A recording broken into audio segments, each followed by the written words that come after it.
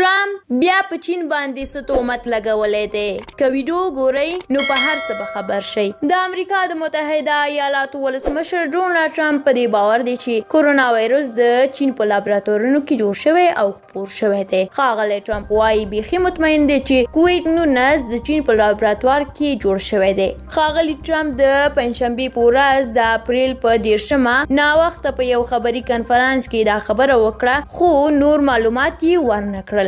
له هغه څخه وپوښتل شول چې آیا په دې اړه استخباراتي معلومات لري چې دا وایرس د چین ووهان د وایرس د مطالعې له انسټیټیوټ څخه خپور شوی وي. هغه وار وویل هو لرم یې، خو اجازه نه لرم چې دا معلومات شریک کړم. د ښاغلي ټرمپ تر دغو څرګندونو څو ساعته مخکې د امریکا د متحده ایالاتونو د ملي استخباراتو ریاست دا خبره رد کړه چې کوویډ-19 د انسان په لاس نه دی جوړ شوی.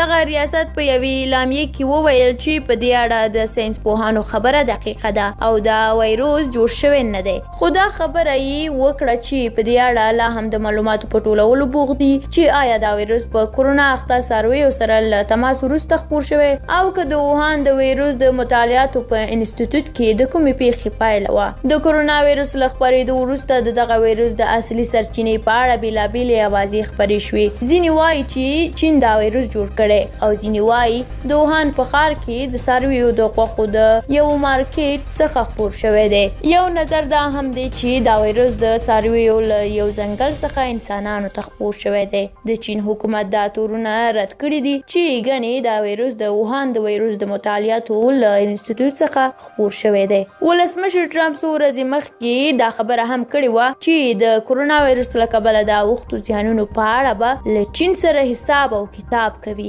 کورونا وایروس په لومړي ځل د 2019 کال د ډسمبر په میاشت کې د چین په ووهان ښار کې پیدا شو او دا مهال د نړۍ په 115 هیوادونو کې خپور شوی دی. د امریکا د جانز هاپکینز پوهنتون د معلوماتو په اساس د جمعې ورځ یعنې د مې په اوله تر سهار پورې د کورونا وایروس له کبله په نړۍ کې نږدې 240,000 کسان مړ شوي او څه باندې 3.2 میلیونه نور انسانان پرې اخته شوي دي.